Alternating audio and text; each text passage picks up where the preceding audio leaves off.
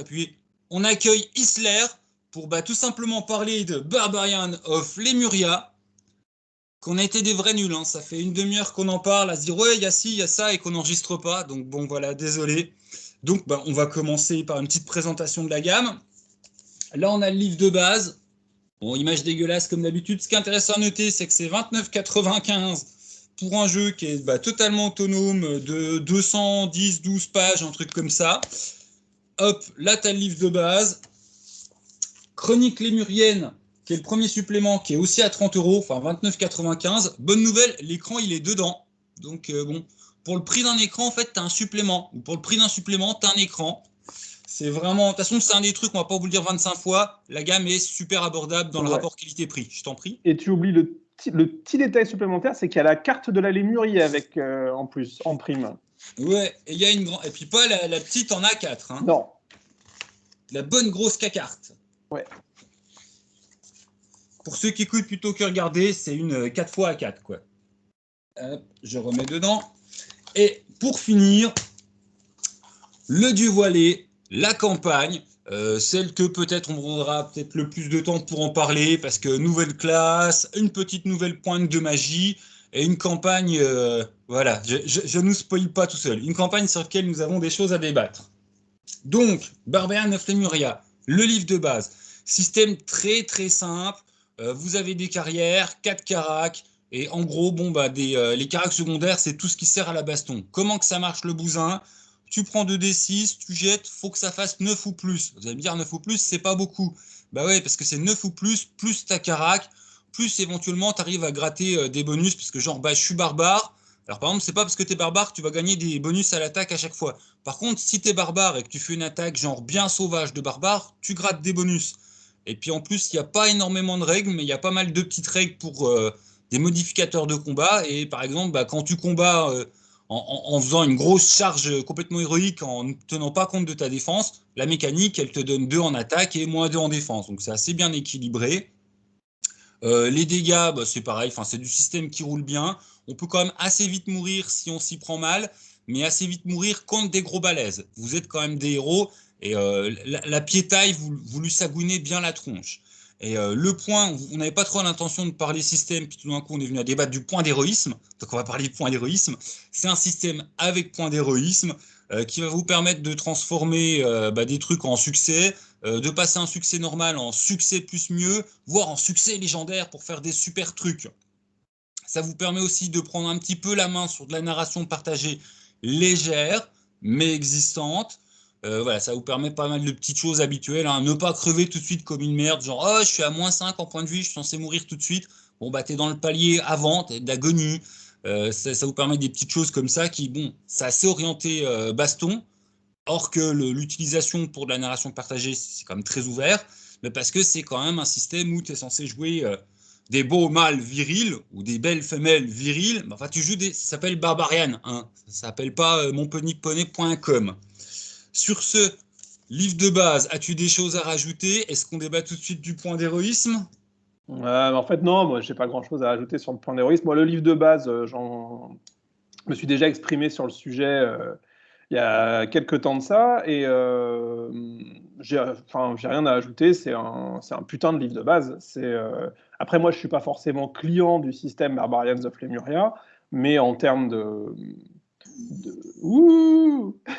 mais en termes de réussite éditoriale, c'est au top. Bon, on va spoiler tout de suite ce qu'on va dire sur le reste de la gamme de toute manière, c'est-à-dire qu'on est face à une aventure éditoriale qui est éblouissante, vraiment, qu'on soit client ou pas du jeu, client ou pas des aventures, client ou pas de la campagne, force est de constater qu'on est face à un rapport qualité, quantité, prix qui est absolument monstrueux. On est face à une gamme qui est parfaitement maîtrisée, qui a une réussite incontestable et qui est au top de ce qui se fait en francophonie, à mon avis. Donc là-dessus, il n'y a pas. C'est déjà ce que j'avais dit pour le livre de base. Ils ont largement transformé l'essai sur le reste. Comme tu le disais, le package Chronique Lémurienne 1, où tu as l'écran, 5 scénars, des petits trucs à côté et la carte, parce que Chronique Lémurienne, c'est 5 scénars plus des petits articles à droite, à gauche et tout, donc c'est vraiment une sorte de mélange de plein de trucs pour 30 balles. Enfin, c'est hallucinant. Enfin, je sais même, ce qu'on se disait avant de lancer, je sais même pas comment ils font. Ouais, parce que Même c'est si, imprimé en Italie, donc ouais, voilà. En plus, financièrement, voilà, où sont leurs marges, quoi. Ouais. voilà, il y a ça, et puis voilà, et c'est pas comme si c'était illustré par mon cousin qui a fait 2 ans de graphisme, quoi. C'est que le mec qui fait la mise en page et les illustrations, c'est bon, voilà, C'est c'est pas Freux qui a fait les dessins, quoi. voilà, oh le salaud. Emmanuel Roudier, et donc en gros, c'est magnifique. Il y a un côté, il y a une, pareil, on en discutait avant, une esthétique un peu, une patine un peu vintage. On a l'impression de lire un super supplément des années 90, mais dans le bon sens du terme, c'est-à-dire double colonne, noir et blanc, dessin en noir et blanc, super stylé et tout, etc. C'est sobre, c'est lisible. Voilà. C'est. Enfin, d'un point de vue qualitatif, c'est imbattable. C'est du beau papier, il y a des rabats, tu peux marquer ta page quand tu lis. Ce qu'on disait sur le Chronique Lémurienne 1, donc voilà, 30 balles, c'est-à-dire que même si tu n'aimes pas 4 des 5 scénars, il suffit que tu en joues un avec tes 4 potes. En gros, tu es rentré dans tes frais, quoi, très largement. Tu as fait une soirée avec 4 potes et en prime, tu as l'écran. Donc, même si tu n'aimes qu'un scénar sur les 5, et c'est pas le cas parce que selon les goûts et les couleurs, je pense que tu trouveras toujours au moins 2 ou 3 scénars à jouer qui sont d'excellents one-shot ou des scénars de conve. Bon, bref, c'est imparable. Le livre de base était déjà imparable. La graisse de la gamme, c'est imbattable, c'est carré, c'est super top. Et donc, Pour 2 points, pardon, après toi. le point d'héroïsme, pour revenir sur le point d'héroïsme, ouais, Du coup, après les points d'héroïsme, c'était par rapport à ce que tu avais dit. ouais. Il y en a déjà un que j'ai déjà. Ah si, tu me faisais comme remarque que quand tu préparais cette chronique, tu avais même trouvé une petite réflexion qui m'a bien fait rire. C'est un internaute qui faisait remarquer que pour d'autres boîtes, tu as le prix de l'écran. Enfin voilà, Ouais. ça c'est dit. Et l'autre point qui est, enfin là où je suis assez fier, c'est mon petit moment cocorico. La VF enterre la VO, quoi. Du Ah coup, il oui, y a mais énormément de travail, quoi. il y a Pardon. même pas photo, c'est-à-dire, enfin, voilà, tu sais, ça rappelle en fait les grandes heures de, là, on va parler aux vrais vieux geeks, les grandes heures de Hawkmoon chez Oriflamme, où les suppléments VF étaient enfin, de création française étaient absolument monstrueux. C'était La Camargue, Ouais. et je me souviens plus quel était le deuxième. Il y en avait 2 comme ça, où en gros, c'était le top de la gamme. C'était ce que nous, les Frenchies, on avait fait pour poursuivre la gamme. Bah là, on est clairement sur ce créneau-là, c'est-à-dire que la VF enterre la VO et les Américains savent pas ce qu'ils loupent, hein, clairement. Voilà, c'est pour ça que je voulais t'interrompre avant qu'on glisse sur les points d'héroïsme. Donc je t'en prie, point d'héroïsme, je reprends les règles en plus. Alors en fait, moi, j'ai pas grand-chose à. Alors oui, je vais faire un petit préambule quand même, c'est-à-dire que j'ai pas pu relire le livre de règles. Donc en fait, ce que j'ai encore dans la tête au niveau du livre de base, c'est ce que j'avais fait pour une chronique précédente sur un autre podcast. Et donc en gros, j'ai plus le bouquin. J'ai plus le bouquin de base à la maison, donc j'ai pas pu relire. Donc tout ça est très flou dans ma tête. En fait, les points d'héroïsme m'ont pas fait particulièrement tilter. Par contre, il y a un truc qui m'a vraiment frappé en lisant les suppléments là. Ce qu'on disait, c'est l'usage des points de vilainie et donc en gros des instants pulp, des instants feuilletons que les méchants peuvent déclencher. Et notamment, il y a une scène de poursuite dans la campagne où, à un moment, est écrit noir sur blanc dans le scénario, ce PNJ s'enfuit, utilise un point de vilainie pour s'enfuir, paf, c'est fini. C'est-à-dire, les joueurs ne peuvent plus le poursuivre. Il a claqué son point de vilainie, il s'enfuit, ha, ha, ha, avec un rire diabolique, et il se barre au détour d'une ruelle, c'est plié. Et c'est vrai que moi, c'est une mécanique que je trouve frustrante. Elle correspond parfaitement au code narratif feuilletonnant et pulp de la Sword and Sorcery. C'est un cliffhanger. Vous n'avez pas réussi à rattraper le méchant. La suite le mois prochain dans Pulp Magazine. OK. Mais c'est là où il y a un problème de l'adéquation entre les mécaniques ludiques et le style du récit. C'est-à-dire que dans le style du récit, ça fait sens. En tant que joueur de JDR, si on me dit tu peux être le mec le plus rapide du monde, tu peux avoir investi toutes tes capacités dans coureur des steppes ou tout ce que tu veux, ou en gros, tu peux... Quoi que tu fasses, c'est ferme ta gueule, le scénar est comme ça. Voilà, et ça, moi, je trouve ça frustrant. Et du coup, quand on en parlait, c'est bête, ça me fait penser à la petite mécanique de Cœur Vaillant avec LG qui l'expliquait.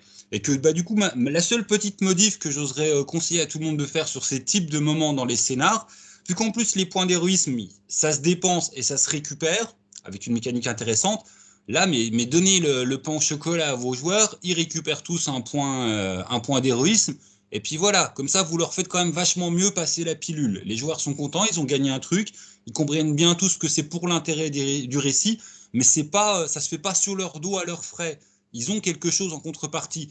Et en plus, ça nourrit la mécanique du jeu. Hein, ils seront encore plus héroïques plus tard. Et puis sur le coup, ça aide vachement à avaler la pilule. Parce que, ouais, comme tu disais, moi en tant que joueur, quand on me fait ça, je suis frustré, ça m'énerve, j'ai envie de dire casse-couille, quoi. Voilà, c'est chiant. C'est chiant. Oui, c'est sûr. Tu as une impression euh, d'anti-interaction, de verrou. Voilà. Et donc, c'est l'équivalent du ta gueule, c'est magique. Là, c'est ta gueule, c'est pulp. Tu vois. Bon, il y a beaucoup de joueurs, je pense, ça ne dérangera pas. Il y en a d'autres qui trouveront ça frustrant. Oui, non, mais je suis dans le camp tout frustré, je déteste quand mes MJ me font ça. Pour finir sur les points d'héroïsme, du coup, je disais, oui, il y a quand même 2 points. Alors, tout il est en gros fait pour mécanique du jeu, tu as des meilleurs succès, tu relances tes dés, tu survis aux blessures. Il y a 2 points qui sont à noter. Le fait du coup de chance, c'est là la petite narration partagée. Tu dépenses un point et tu peux modifier un petit élément sur lequel on n'a pas eu de dénonciation. Et c'est avec l'accord du MJ dans moindre mesure, mais ça te permet, par exemple, de défaire une pierre d'un mur pour pouvoir latter le gars qui est emprisonné. C'est l'exemple qu'il donne. Et l'autre point qui est assez marrant, qui est un peu dans la même ordre d'idée, tu peux dépenser un point pour négocier avec le MJ. C'est-à-dire quand tes joueurs à table font oui, mais non, ouin, ouin, ouin, ouin, il y a une mécanique qui fait ok, tu as le droit de dire ouin, ouin, tu as le droit de faire ton mendiant, mais tu payes ton point. Voilà, Moi, dans les j'adore ça. limites Hein. ouais, Voilà, je trouve ça. Moi, j'avais découvert ça dans le DK. À l'époque, c'était vraiment l'espèce de données purement méta, en fait, qui est de corrompre le MJ avec des points. Et qui, en fait, moi, ça a été vraiment une révélation quand j'ai réalisé ce truc-là. C'est-à-dire qu'on pouvait, en gros, rendre ludique quelque part une pratique anti-jeu, c'est-à-dire une pratique hors du jeu, et en fait la codifier en disant oui, tu peux corrompre le MJ, tu peux négocier, et tout, etc. Et c'est vrai que pour tous les joueurs actuels maintenant qui ont l'habitude de la narration partagée et tout ça, ça doit paraître être une évidence. Mais moi, je sais que j'ai découvert ça donc il y a 12-13 ans, et ça avait été oh, mais oui, mais c'est bien sûr. Ça me permettait d'avoir un outil pour régler des problèmes que j'avais eu avant avec des mécaniques plus conservatrices. Quoi. Ah dans notre jeunesse, c'était. Enfin, je pense que tout le monde a son souvenir de chouinerie de machin à table ou voilà. Ouais. Et ça règle la question. Il y a une mécanique pour gérer ça, puis elle est fun. Et le dernier point sur les points d'héroïsme, c'est comment on les récupère. Ça me fait penser à Fate, hein, c'est bête. Quand vous vous plantez, à savoir quand vous faites une jolie critique de double 1, c'est un échec automatique, c'est pas un échec critique. C'est à la charge du joueur de décider que je subis un échec critique, donc comme dans tous les jeux, un échec que tu vas te foutre bien dans la merde, tu vas foutre la merde pour les autres, tu vas foutre la merde dans l'histoire, mais tu as gagné un point d'héroïsme. Et ça, c'est la manière de récupérer les points d'héroïsme dedans. Donc, je trouve ça assez marrant. Puis du coup, les dés peuvent te faire échouer. Même les meilleurs peuvent avoir un instant de malchance ou de faiblesse et rater parce que tu as fait un double 1. Ce qui, avec 2d6, arrive quand même un petit peu régulièrement à chaque partie. Mais du coup, le joueur peut en faire quelque chose de plus grand et il a son chocobo pour faire passer la pilule et rendre le truc marrant. Donc encore une petite mécanique sympa qui va dans le sens du méta qui est cool puis assumé autour de la table. Ouais, Voilà. alors quand même juste, tu le vois notamment, c'est pas flagrant quand tu lis le premier Chronique Lémurienne, mais c'est flagrant quand tu lis le deuxième, qui est donc une campagne, les joueurs récupèrent quand même tous leurs points d'héroïsme entre chaque chapitre de l'histoire. Hein. Et d'ailleurs, tu sens que les playtests, manifestement, c'était très attendu, parce qu'à chaque chapitre, les auteurs précisent bien enfin vos joueurs vont pouvoir récupérer leurs points d'héroïsme. Tu sens qu'à toutes les tables, les mecs étaient comme ça en ayant tout claqué. Et en gros, quand tu leur dis ça y est, les mecs, vous récupérez tout. Ah. Donc voilà, tu sens que c'est quand même peut-être le point clé du système, cette monnaie dans Barbarians of Lemuria. Ouais, c'est vrai, je pense qu'à la lecture du livre de base, elle peut être sous-estimée, alors que c'est vraiment une des grosses mécaniques importantes du jeu. Et ben maintenant qu'on a bien bavé sur les règles alors qu'on voulait le faire vite, tu préfères Chronique Lémurienne 1, on parle des scénars et puis j'essaie de montrer l'écran à ma caméra dégueulasse, on parle un coup de l'écran, ou on attaque directement le dieu voilé? Non, on fait dans l'ordre, parce qu'en fait, il ne faut pas oublier que le dieu voilé, en fait, c'est Chronique Lémurienne 2. C'est-à-dire qu'effectivement, on est face à une logique de gamme et il y a un truc qui se construit progressivement, donc autant aller dans l'ordre avec Chronique Lémurienne 1. Tu Oui. commences ou je commence, ou comme tu veux. Oh bah, je vais y aller, surtout que je me dis avant, enfin, ta Chronique Lémurienne 2, je me dis, oh, on va leur dire qu'il y a du scénar. Complètement oublié de le préciser, hein, forcément, dans le livre de base, il y a du scénar. Voilà. Pour certains joueurs, c'est quand même très important, pour certains MJ qui achètent que le livre de base, il est du scénar. Là, il y a du scénar. De mémoire, je crois qu'il y en a 3 ou Ah ouais, 4. non, mais le bouquin de base est complètement autosuffisant. C'est aussi pour ça que c'est une réussite éditoriale totale, c'est que le bouquin de base, à la limite, enfin vraiment, acheter les Chroniques Lémuriennes 2, 1 et 2, c'est du bonus. Vous n'êtes pas obligé de le faire. Aventure de base, 6. Ouais, non, mais c'est une tuerie le livre de base. C'est une tuerie. Donc, Chronique Lémurienne 2, avec mon scénar chouchou qui est en couverture. Donc Non, voilà. c'est le 1. C'est le 1 que 1, tu oui. montes. Ah là là. Le 1, j'étais dans le livre numéro 2. Ah d'ailleurs, lui il a eu des SP, mais pas moi. Ça fait partie des bouquins que je me suis payé avec mon petit argent à moi, que j'étais très content. Donc voilà, Ouais, ouais, ça peut alors, ouais. ressembler à une pub éhontée, mais ce n'est absolument pas le cas. C'est vraiment une gamme que je soutiens et que je trouve très très bonne. Voilà. Ouais, non, mais tout à fait. C'est vrai que moi, préciser que les bouquins, je les ai pas payés et encore plus honteux. Donc là, le mec, tu vois, qui se flagelle, je les ai sollicités en SP. C'est-à-dire que c'est moi qui suis allé les chercher parce que j'étais très curieux, justement. J'avais tellement été bluffé par la réussite éditoriale du livre de base que j'étais curieux de voir la suite, sachant que par contre, Barbarians of Lemuria, de façon globale, c'est pas tellement un jeu pour moi. C'est-à-dire que donc clairement, j'allais pas mettre de la thune pour les acheter parce que j'ai pas un budget, j'ai un petit budget, je peux pas me permettre juste pour une critique ou par curiosité de claquer aussi, même aussi peu, parce que c'est pas cher, hein, vraiment pour ce que c'est. Et donc je les ai sollicités, j'ai été les voir, ouais, voilà, vous avez vu ma précédente critique, est-ce que ça vous intéressera que je vous en fasse une pour la suite? Si oui, est-ce que vous pouvez m'envoyer un SP? Ils me l'ont envoyé tout de suite. Ils ont été très patients et je te remercie, toi, de m'avoir ouvert la porte de Vieux Geek pour que je puisse leur faire la critique que je leur devais. Ça aura pris le temps, mais là, voilà, la critique de la gamme. Donc, effectivement, je n'ai pas payé ni le 1 ni le 2. Bon, hop, maintenant qu'on est bien clair avec vous, on va vous parler donc des chroniques 1, le deuxième livre.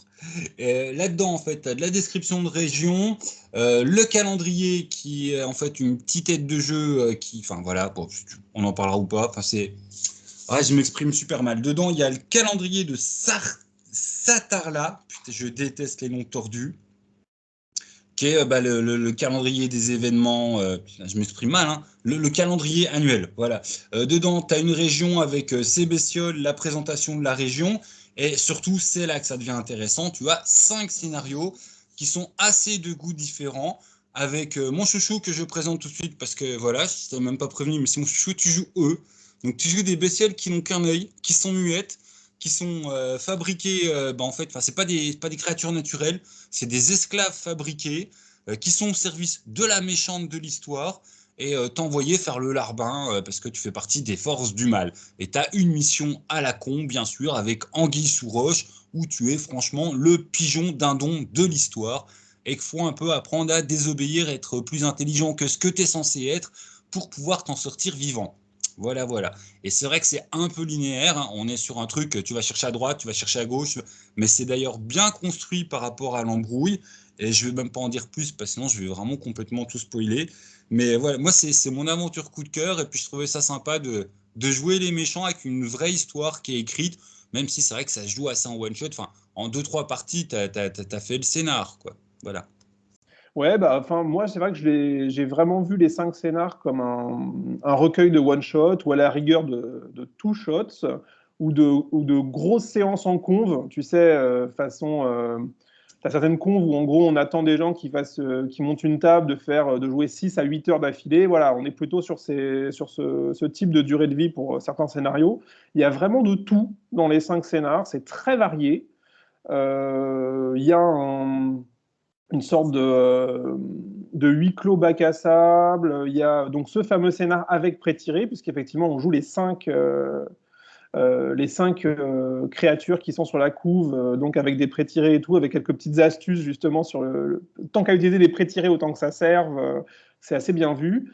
Il y a un pur scénar d'exploration, il y a un pur scénar, j'ai envie de dire, à la donge, avec une tour de sorcier et des dangers en veux-tu, en voilà. Il y en a pour tous les goûts.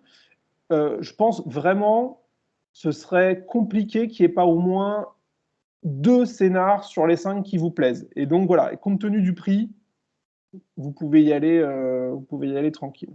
Le scénar à la donge, hein, je pense que tu penses à la tour d'Ajaskar. Tout à fait. Mais même là, je trouve là où ça peut être nuancé, c'est bon. Votre souverain, il vous envoie pour aller voir ce que fout le magicien qui répond pas à ses sollicitations de c'est lui le gros chef. Mais c'est pareil, enfin, toi, dans un truc à la donge, j'oserais dire, tu rentres dans la tour, tu montes au-dessus de la tour, tu as poutré tout ce qu'il y avait en chemin et tu poutres le mage. Ça se passe pas exactement comme ça. C'est tu rentres dans la tour et après, deuxième partie, vous êtes très loin de la tour et vous n'allez pas forcément du tout poutrer le mage. Après, on est presque dans du mini bac à sable. Ouais, mais le truc, c'est que je dis à la donge parce qu'en fait, il faut savoir qu'en parallèle de lire l'ensemble de la gamme Barbarians of Lemuria, je suis en train de lire un supplément de donge, donc Descente en Averne, où à la fin, il y a un petit gazetteer de la cité de Baldur's Gate. Et ce qui est assez marrant, c'est que dans les micro-pitchs de scénar qu'il y a dans la cité de Baldur's Gate, il y a exactement le même. C'est-à-dire la tour du mage qui répond plus, et en gros, faut envoyer les mecs voir ce qu'il y a dedans. Et donc, c'est pour ça que je dis que ça m'a frappé, sachant qu'en plus, alors attention, hard spoil sur ce scénario. Donc, si vous comptez le jouer, ou si vous êtes joueur, juste, ça va durer 10 secondes ce que je vais dire, mais par contre, allez, je sais pas, allez pisser, allez faire autre chose. Euh, Au moment où les joueurs rentrent dans la tour, ils explorent la tour et à un moment, ils partent dans un demi-plan, c'est-à-dire dans un univers de poche, et c'est là qu'on passe en bac à sable. Mais Mm. effectivement, et ça pour moi, c'est typiquement une ressource à la donge, j'ai envie de dire, le monde de poche dans lequel le mage s'est planqué et tout, etc. Donc voilà, c'est pas rédhibitoire, mais c'est vraiment, j'ai trouvé que c'était le scénario qui, tu le statterais en ADD et tu le publierais dans un vieux Cassius Belli, personne broncherait. Tu vois. Ouais, ouais, ouais. Ben, d'ailleurs, sur ce parallèle avec Donge, il y a quand même plein de clins d'œil à Donge. Hein. Oui, C'est oui, voilà. c'est sûr. C'est-à-dire qu'il y a même l'écran. Regarde, tu peux montrer l'écran. L'écran, c'est une bande d'aventuriers devant l'entrée d'un donjon. Sachant que l'entrée Entrée du du donjon, donjon, voilà, avec les mecs qui viennent d'arriver et qui vont commencer à explorer le truc. Euh, bande d'aventuriers. voilà, c'est ça. Donc il y a beaucoup de clins d'œil, mais avec toujours effectivement la petite touch Barbarians of Lemuria, la petite touch Sword and Sorcery. Mais c'est vrai que c'est là où tu vois que les différents genres sont toujours à la frontière les uns des autres dès que tu commences à taper dans le Medfan plus JDR, quoi. Voilà, oui, ça c'est dans le livre de base avec le démon qui évoque quand même furieusement un certain prince démon de DD. Mais voilà, mais il y a plein de références comme ça. Et sachant qu'en plus, tu vois, par exemple, dans ce fameux scénar de Chronique Lémurienne 1, un des intervenants, donc des PNJ, est effectivement le magicien, le sorcier, et c'est un sorcier qui peut faire aussi sorcier de donge, c'est-à-dire qu'on fait bien comprendre que le mec, c'est pas un rigolo, mais c'est pas nécessairement le type qu'on va finir par éclater d'un revers d'épée alors qu'il est en train de sacrifier une vierge sur un autel en invoquant un dieu sombre. Tu vois, donc on est quand même sur c'est toi qui me le disais justement quand on en parlait avant, sur une magie qui est, on va dire, plus présentable que dans pas mal de choses en Sword and Sorcery, où la magie vire quasiment systématiquement vers le Lovecraftien. Là, on est quand même sur un univers qui est un cran de magie au-dessus de celui de Conan, etc., où tu peux être un sorcier, pas nécessairement impie, pas nécessairement maudit, pas nécessairement anthropophage, et être le conseiller privilégié du roi. Donc il y a quand même quelque chose on a une légère divergence par rapport aux clichés les plus attendus de la Sword and Sorcery. Oui, puis les sorciers sont jouables. Et de toute façon, face à un truc, du coup, je spoil sur notre itinéraire, mais c'est quelque chose qui se prononce de plus en plus dans la gamme. Ce Oui, oui, oui. décalage avec. Voilà. Pour en finir sur les aventures, toi, quand tu disais aventure type DD, moi, ça me faisait vraiment plus penser à celle qui est appelée le mariage amer. Et où effectivement, enfin toi, course-poursuite, bateau volant, on arrive dans la jungle, tatin, il est où le gros méchant? J'avais bien une sensation de old school d'aventure à la DD. Je suis d'accord, mais je trouve que du fait de le... Alors c'est con à dire, tu vas dire que c'est une association d'idées complètement idiote, mais moi je fonctionne quand même beaucoup comme ça. Mais le fait que ça commence par une poursuite de bateau volant et que ce soit un truc qui est essentiellement centré sur une histoire d'amour, bah, spontanément dans ma tête, j'ai pensé Planetary Romance, j'ai pensé John Carter of Mars, et donc en gros l'aspect peut-être le plus science-fiction light de la Sword and Sorcery, tu vois, le côté on est en slip avec une épée, mais on est sur Mars. Et il y a vraiment l'espèce de côté en plus qui est très très fort dans la gamme, qui est peut-être le point clé de toutes les aventures publiées dans la gamme, qui est le côté le voyage, l'exotisme. C'est-à-dire les joueurs se retrouvent immanquablement dans des endroits tous plus barrés les uns que les autres, et ils ne survivent que parce qu'en fait, à leur manière, c'est des prédateurs alpha, c'est-à-dire que les mecs, c'est les barbares, c'est des Conan en fait. Donc de toute manière, ils vont s'en sortir. Là où l'être humain lambda se ferait broyer par l'environnement, eux, même échoués parce que le bateau volant s'est craché, ils vont s'en sortir et ils vont accomplir le truc jusqu'au bout. Même si, je ne sais pas si tu te souviens de cette aventure-là, c'est peut-être l'aventure la plus sombre du recueil. Hein. Elle est, le titre est pas volé. Hein. Oui, oui, non, mais c'est effectivement, c'est un peu glauque. Moi, je t'avoue, enfin, dans la plus sombre, mais c'est peut-être à cause de comment ça s'est passé à ma table, le plus vieux rêve de l'homme est une de mes préférées grâce à un certain perso féminin qui me fait beaucoup penser à une crise de Valnor. Ouais, ouais. Elle est séduisante, il y a forcément les joueurs qui vont tomber sous le charme, mais c'est une belle petite saloperie. Et où on n'est quand même pas tout à fait loin d'aller génocider de l'Omoiseau qui sont des victimes, quoi. Vos joueurs peuvent très facilement tomber dans le camp des méchants. Ouais, mais justement, alors ça pour le coup, c'est une des réussites de ce scénario-là en particulier, c'est l'ambiguïté. C'est-à-dire que tous les personnages sont ambigus et même le représentant des hommes-oiseaux, je sais pas si tu te souviens de son. En gros, le roleplay que toi tu es censé faire en MJ, c'est un sale con. Hein. Mm. C'est-à-dire que la phase de négo, tu es vraiment face à un connard. Oui. Donc c'est toujours compliqué. Alors effectivement, il est dans le camp des victimes, mais lui, c'est un sagouin. Et donc c'est toujours compliqué de. Mais non, c'est une des réussites de ce scénario-là en particulier. Ouais. Il y a vraiment un truc sur l'ambiguïté. Mais c'est pareil, une des clés de la Sword and Sorcery, c'est d'éviter le noir et le blanc. C'est-à-dire que tu as toujours des personnages qui bouffent à tout. Enfin, pas qui bouffent à tous les râteliers, mais on n'est jamais dans l'absolu tolkienien, la lumière contre les ténèbres. Ah oui, oui, puis c'est un truc, sans aller jusqu'à l'anti-héros, vous jouez pas des paladins rutilants. Voilà. Et Non. les aventures qui vous sont proposées, c'est pas, t'as pas le gros panneau, là c'est les gentils. Bon, d'ailleurs, il y en a une ou deux, c'est un peu plus simple. Mais oui, celle-là, c'est vraiment le bon exemple de, t'as pas deux bonnes solutions, quoi. Non, clairement pas.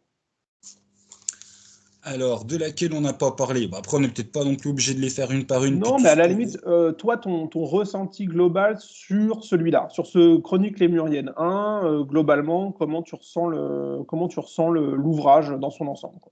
Ah bah moi j'ai déjà dit tout le bien que j'en pensais. Non, c'est vraiment, j'aime bien. Il y a pas mal de choses différentes. Après, à chaque fois, on a un petit côté, il y a un petit côté linéaire qui est dans tout. De toute façon, tout ce qui est fait pour Barbarian of Lemuria, on va en reparler sur le dieu voyez-les. Mais justement, enfin, je trouve que c'est du bon linéaire au sens ça colle bien avec la Sword of Sorcery. Et dans Chronique Lémurienne, qui plus est, c'est des linéaires qui t'amènent à un certain point où bah maintenant vous êtes beaucoup plus lâché. Enfin, toi, par exemple, dans l'homme, il y a un moment, bah, vous pensez que les méchants ils sont là, les gentils sont là, tac tac. Après, vous dites ah non, tout il est plus compliqué. À la fin, tu es dans une situation où c'est gris de partout et démerde-toi le PJ, prends tes positions. C'est là avec le magicien, bah, c'est pareil. Au début, ça semble très, on a une mission simple.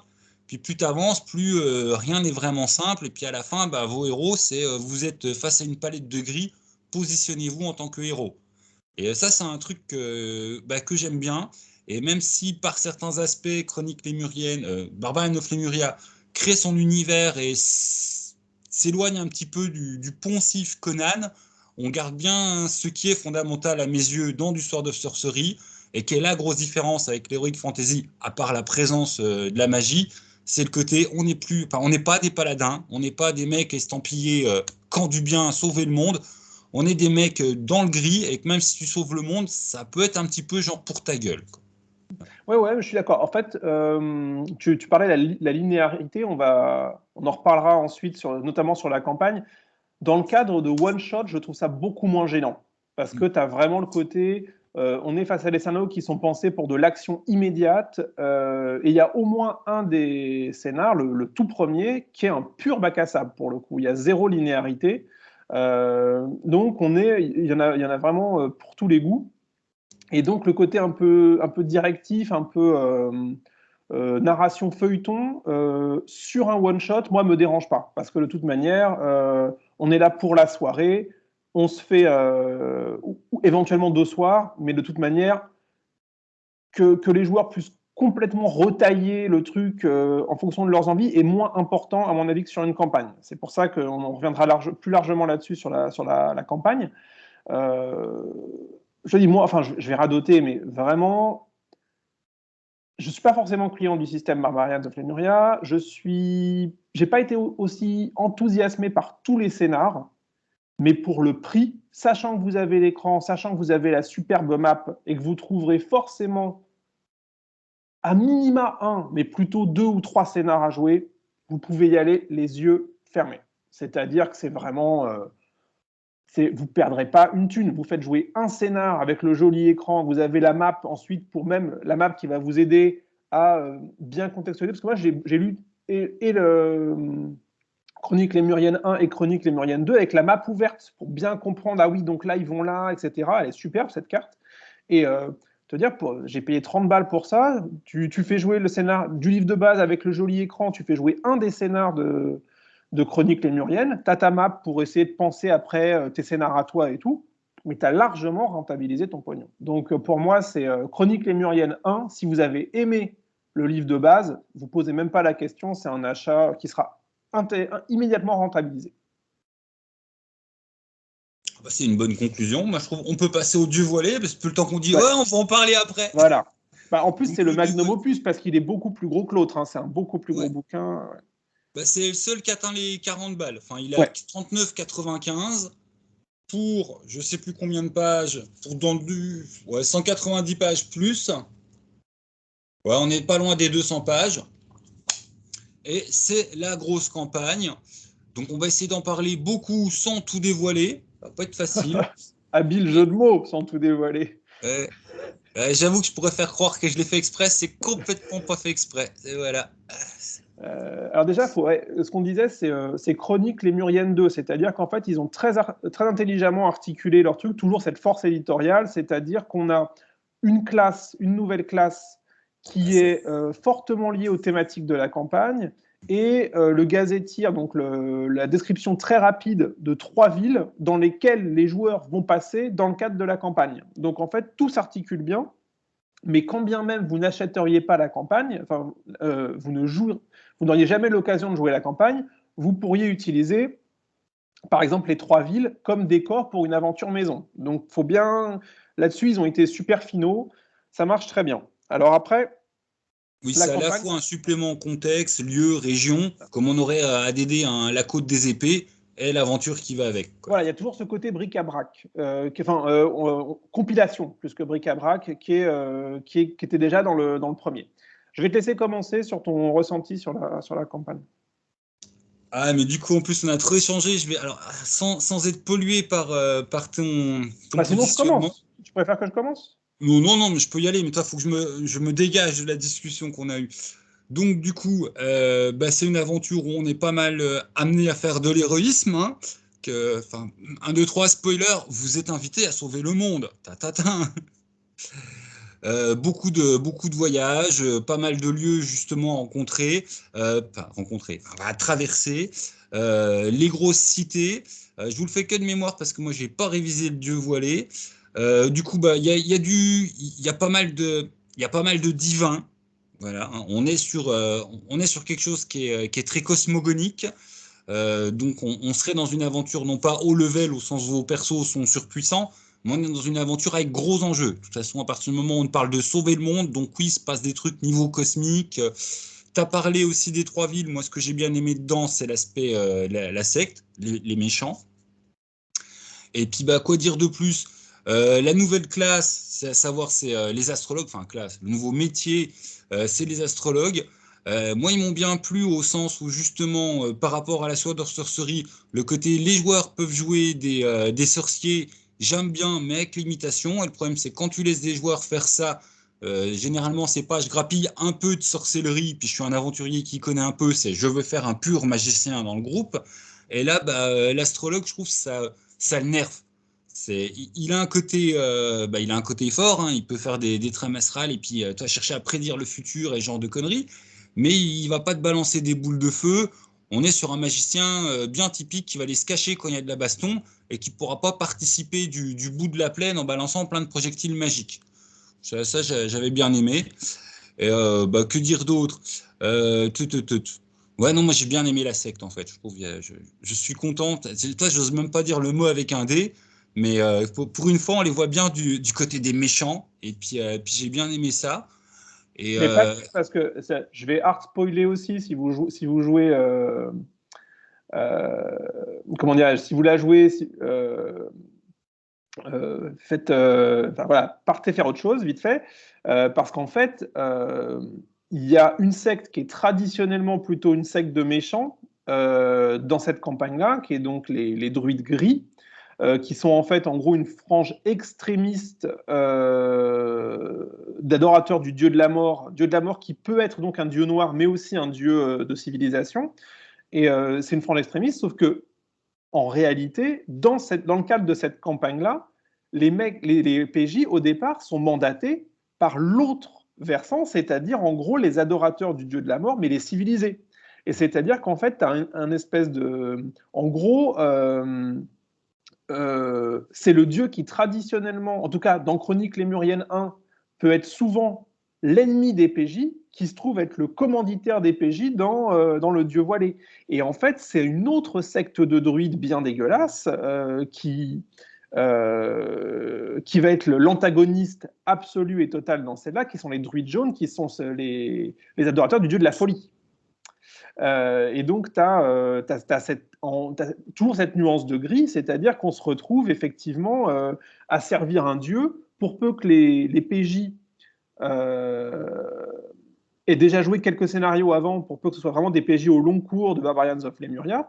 Les joueurs vont se retrouver à servir un dieu, en gros, dans sa facette présentable et civilisée, qu'ils ont probablement combattu dans sa facette sauvage et dégueulasse dans une aventure précédente. Donc ça, c'est assez bien vu.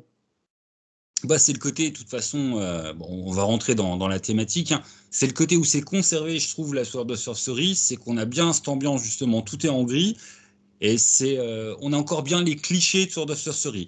Donc, on a déjà discuté, mais j'en ai déjà discuté avec un ami MJ avec qui j'échange beaucoup, qui lui a été pas mal justement déçu du Dieu voilé parce qu'il avait trouvé ça vraiment très tous les clichés habituels et puis assez directif. Alors, on va être clair tout de suite. Oui, c'est bourré de clichés habituels. Oui, c'est directif. Et moi, ça fait partie des choses au contraire que j'ai appréciées parce que bah, j'ai eu la sensation un petit peu, c'est un film Conan. Voilà. Ouais, mais Vous alors avez votre juste. film Conan à vous à jouer. Je Ouais, te mais passe la alors. main. Non, mais vas-y, non, non, mais je suis d'accord avec toi. Bah, tu sais que je suis d'accord avec toi là-dessus. Mais moi, justement, c'est là où mon appétence en tant que joueur s'arrête. C'est-à-dire, autant je suis euh, amateur et admirateur du travail qui a été fait, autant en tant que joueur, c'est pas du tout pour moi. C'est-à-dire que vraiment, le côté. Parce qu'en fait, qu'est-ce qu'on va jouer quand on va jouer le Dieu voilé?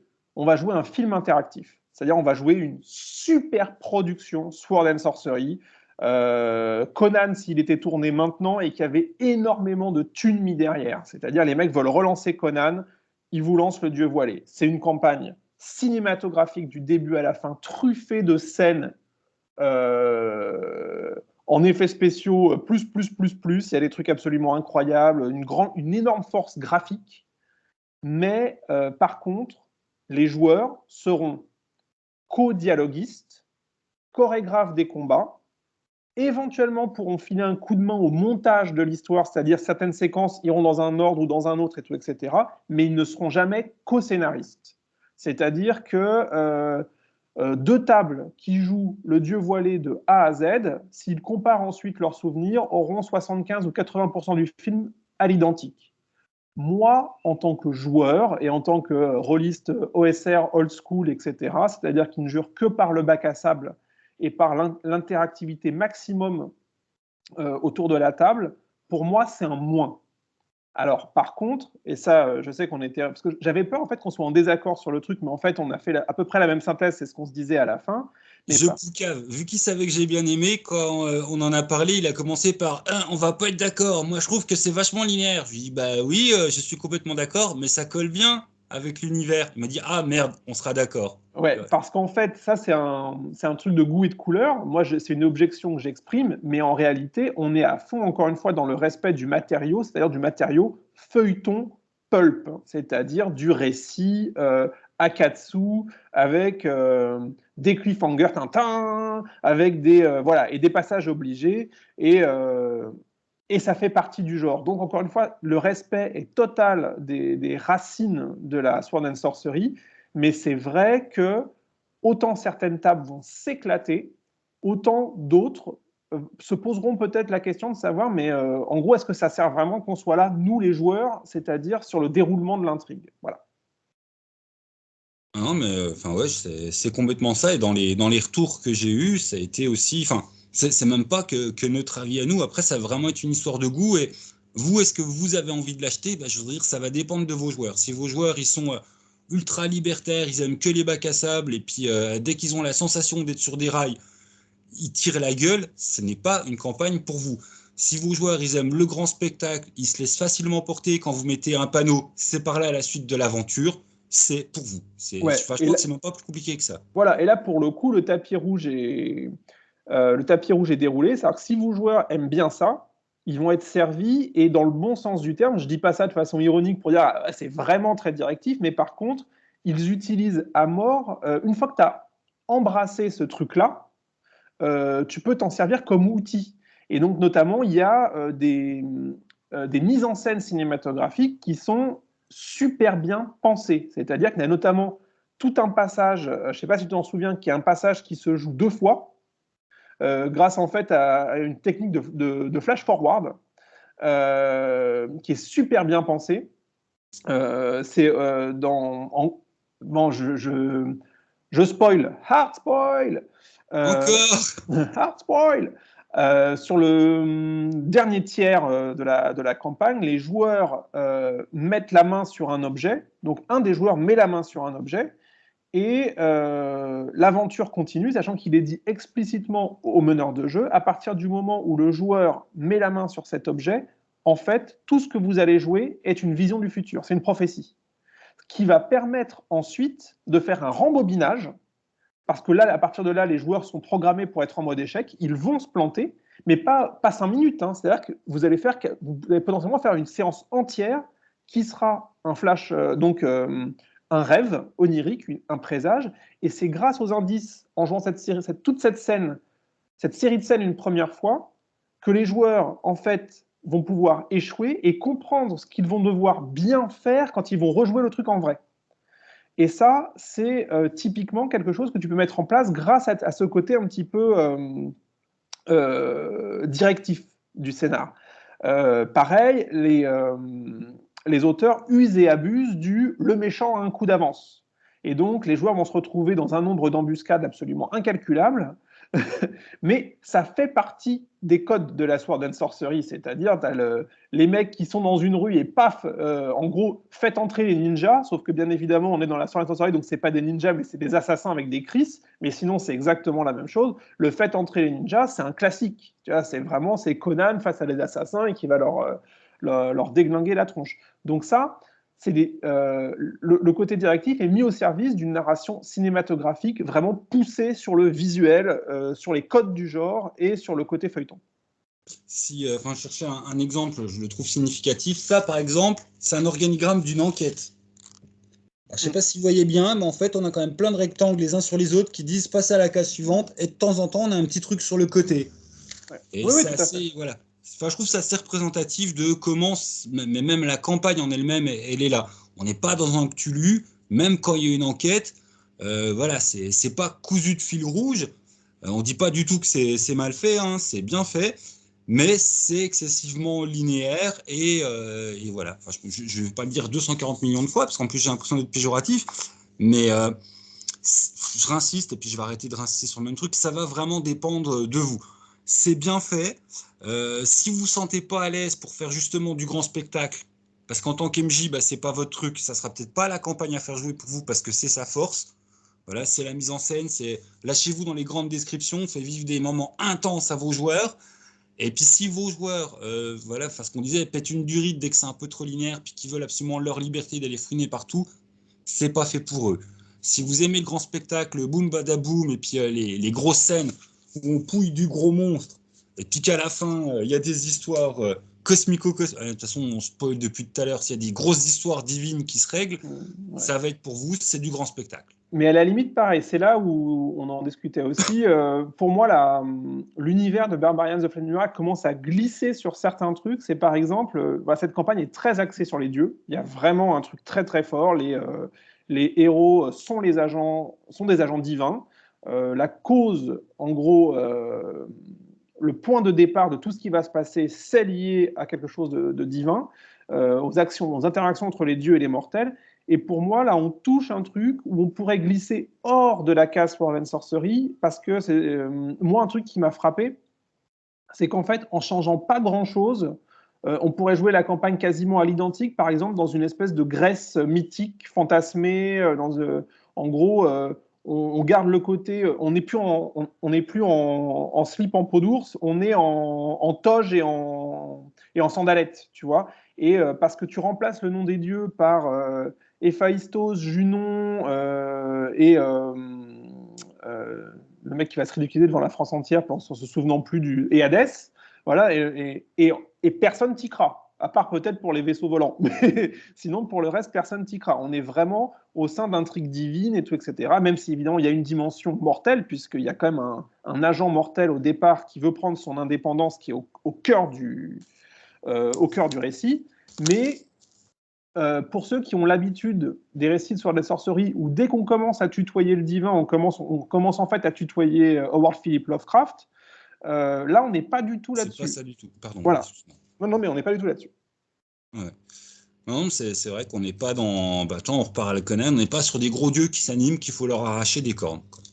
Voilà, c'est ça. Et t'en es à. Enfin, toi, faire le parallèle médiéval, mais même par rapport. Enfin, si on remet DD dans la soupe, des fois, je trouve que dans DD, certains scénars sont mal faits parce qu'il y a une telle cosmologie, enfin, il y a tellement de dieux partout.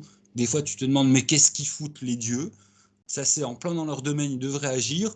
Alors que là, bah, c'est l'inverse. On est dans de la sorcerie où les dieux, ils sont censés être quand même très genre. Même, est-ce qu'ils existent? Est-ce que c'est pas juste des monstres qui se font adorer? Et ben là, ils sont vachement présents. Ah oui, là, il n'y a aucun doute sur leur existence. Hein. Effectivement, c'est. Et donc, voilà, on pourrait se poser la question, est-ce qu'on est encore dans le genre Sword and Sorcery pur et dur sur ce cadre-là À la limite, on pourrait même pousser plus loin en disant, est-ce qu'une campagne où on sauve le monde est encore dans le genre Sword and Sorcery? Parce que est-ce qu'on commence pas à se rapprocher dangereusement, tout est relatif, hein, de l'heroic fantasy traditionnelle? C'est une vraie question, parce qu'autant les enjeux dans le Chronique Lémurienne 1 avec les scénars peuvent être élevés, mais sont toujours des enjeux locaux, autant là, on est effectivement sur quelque chose. Si les joueurs plantent la campagne, le continent entier va être transformé. Et est-ce qu'on est encore dans le côté un petit peu, on va dire, low impact, je ne sais pas comment dire autrement, c'est-à-dire vraiment sans que le destin du monde est en jeu dans cette campagne. Le destin de la civilisation de Barbarian est en jeu. Est-ce que c'est encore le propos de la Sword and Sorcery? Je ne sais pas. Bah, d'ailleurs, du coup, deux remarques par rapport à ça. Hein. La remarque sur la gamme générale, le fait qu'ils ouvrent, et quelque part, c'est peut-être pas plus mal, parce que c'est un jeu qui portent le risque de s'essouffler tellement, au bout d'un moment, tout le monde il a joué le barbare en slip et puis la bonasse. Mais du coup, ils ouvrent et moi, je pense que c'est une bonne chose pour la gamme, hein, c'est mettre de la diversité. Et l'autre point, toujours, qui je pense c'est une bonne chose pour la gamme, mais certains pourraient le vivre un peu comme une trahison du Sword of Sorcery. Plus on avance dans les publications, plus effectivement le monde prend de l'épaisseur, les dieux sont là, la magie est là, et on s'éloigne un peu quand même aussi de je joue que des barbares en slip. Mais je pense que là, tu as tout à fait raison de le souligner. En fait, on est quasiment face à un impératif éditorial qui est de faire durer le jeu. Et pour faire durer le jeu, il faut l'ouvrir. Effectivement, encore une fois, on est face en plus à un cadre super spécifique qui est une gamme française qui poursuit un jeu américain. C'est-à-dire que il y a cette idée on crée du contenu pour un jeu qui avait peut-être pas forcément qui n'a pas forcément été écrit dans une optique de gamme. Donc on crée une gamme autour d'un jeu qui n'a pas forcément été conçu pour ça. Et à partir de là, il faut innover. Et en innovant, on ouvre le champ. Donc, moi, je suis d'accord avec toi, c'est pas une mauvaise décision du tout. Je pense qu'ils ont raison de le faire.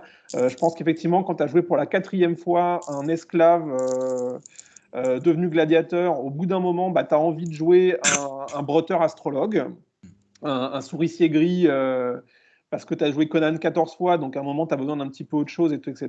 Donc effectivement, un bretteur astrologue, noble, désargenté, ça tout de suite, ça te donne un petit truc en plus. Tu ouvres des options, et j'imagine que ça va continuer comme ça, avec toujours cette structure des chroniques lémuriennes en côté fourre-tout, on met plein de trucs différents. J'imagine que Chroniques Lémuriennes 3 proposera aussi des options de jeu à côté de nouveaux récits à faire vivre aux joueurs. Bon, on est dans nos pronostics, toi. Donc tu viens de le dire, mais c'est comme ça que tu espères le Chronique Lémurienne 3 ? Tu penses que ça va être... Moi, j'aime beaucoup, en règle générale, j'aime beaucoup la modularité. Donc, j'aime beaucoup l'idée que, par exemple, si j'avais acheté Chroniques Lémuriennes 2, et compte tenu de ce que j'ai dit, de mes goûts personnels, je me sens pas forcément de faire jouer le dieu voilé, j'ai quand même l'astrologue et les 3 cités dont je peux faire quelque chose. Tu vois, ça, moi, c'est quelque chose que j'apprécie. C'est-à-dire, j'ai exactement le même problème dont je disais avec Descente en Averne. La campagne, bon, pour DD, elle ne me parle pas plus que ça. Mais à côté de ça, j'ai le gazetier de la ville, j'ai les pactes diaboliques et tout, etc. Les choses que je vais pouvoir recycler pour éventuellement une campagne maison. Là, on a 3 villes qui sont précisées. En plus, elles sont faites de façon assez concise, donc ça, c'est cool. Je leur reprocherais peut-être d'être un peu trop décrites comme décor pour la campagne, donc elles n'ont pas forcément de mini accroche de scénar et tout, alors que ça avait été une des forces, par exemple dans Chroniques Lémuriennes 1, quand ils te font le calendrier, les 2-3 pages sur le calendrier, ils s'en servent pour te proposer les amorces de scénar. Ça, c'était très bien fait de leur part. Là, sur le gazetier des 3 villes, il n'y a pas forcément ces petites accroches de scénar, c'est dommage. Mais un MJ imaginatif saura en faire quelque chose. Il y a à chaque fois, il y a des factions un peu intéressantes. Il y a de quoi faire. Et ça, moi, j'apprécie ça en tant qu'acheteur. C'est de me dire, bon, même là, si je ne suis pas séduit par 70% du signage, les 30% qui restent, je peux en faire quelque chose. Donc j'espère que Chronique oubliée, la loose, la honte, Chronique Lémurienne, Chronique Lémurienne 3 suivra ce côté un peu auberge espagnole avec du scénar prêt à jouer ou de la campagne, je ne sais pas vers quoi ils s'orientent, parce que je crois qu'ils y arrivent, hein, ils sont dessus là, sur le 3e tome, mais aussi des petits trucs, des petits articles utilisables indépendamment. Ça, pour moi, ce serait l'idéal. Moi, j'espère qu'on va s'orienter sur quelque chose avec des nobles magouilleurs. Parce que c'est un pan de l'univers qui n'a pas encore été bien exploité, aussi bien pour les jouer que comme on achète nos petits aventuriers, on paye nos gros bourrins, puis on leur fait faire le sale boulot. Ouais, faire leur Lankmar, en fait, le côté vraiment urbain à la Fritz Leiber. Et puis du coup, après avoir eu une grosse campagne qui tendait un peu vers l'héroïque, avoir une campagne qui tend vers le sale. Voilà, des héros bien en gris qui, pour de l'or, vont exir d'autres personnes qui leur ont rien fait. Enfin, je pense que ça peut être sympa. Oui, oui, je suis d'accord. Mais on va voir. Je ne sais pas de quoi il s'agit du tout. J'ai pas été sur leur site, sur leur fil de discussion. Je ne sais pas s'ils ont un Discord à eux, donc je ne sais pas du tout s'ils ont déjà, je pense que c'est le cas, annoncé en gros le sujet du prochain supplément. Mais je serais très curieux de le voir. Parce que voilà, enfin, je voudrais pas être trop négatif non plus dans ma critique de chronique Lémurienne 2. Enfin, parce que je peux donner l'impression de ne pas être intéressé du tout. Je suis toujours extrêmement admiratif du travail qui a été fait sur l'ensemble de la gamme. Je le dis, on est vraiment face à de la top qualité, même en termes de relecture, tout simplement. Les bouquins, ils sont nickel chrome. Je n'ai pas vu des masses de coquilles. Je crois même pas, il n'y en a aucune qui m'a sauté aux yeux. Autant dire que ça, c'est rare dans le JDR français. Là, c'est mon chat qui queen. Mais ouais, je voulais juste finir sur effectivement. Enfin, moi, je trouve que c'est une gamme sans faute, mais certes, on a beaucoup insisté sur ce qui peut être vu comme des points noirs du Dieu voilé, bah, tout simplement pour que vous soyez prévenus. Moi, je trouve que c'est une très bonne campagne. On n'allait pas hurler, c'est une super bonne campagne pour tout. Achetez-la absolument, même pour l'adapter à DD. Ça plaira à certains, ça déplaira à d'autres. Je pense qu'on a assez détaillé les pourquoi du comment. À vous de voir si c'est le kiff de vos joueurs. Après, pour cet univers, bah, moi, je la trouve très bien et puis ça colle, quoi. Ouais, non, elle a de la gueule. On peut pas leur enlever ça. Et effectivement, j'insisterai sur le fait que moi, mon ressenti, c'est les goûts et les couleurs. Donc voilà, je sais qu'il y a énormément de tables qui aiment ce style de jeu-là. À partir de là, si vous êtes reconnu, vous pouvez y aller les yeux fermés, vous allez être servi. Je voudrais surtout pas être trop négatif sur le truc. C'est juste que moi, voilà, en tant que joueur, c'est pas ma cam. Mais Lui, il aime que les bacs à sable. ouais, bah oui, c'est ça. Et Espèce de vieux chauve. par contre, en tant que lecteur, j'ai pris mon pied et en tant que rôliste et amateur de travail bien fait, j'ai pris mon pied parce que c'est du boulot bien fait. Bah, je trouve ça un bon mot de la fin. Donc allez découvrir. De toute façon, le livre de base, voilà, il plaira à tout le monde. Chronique Lémurienne 1, pas mal de scénars et puis un joli écran. Chronique Lémurienne 2, une grosse campagne, très hollywoodienne. Sur ce, ben, au revoir les gens et à bientôt. Hop.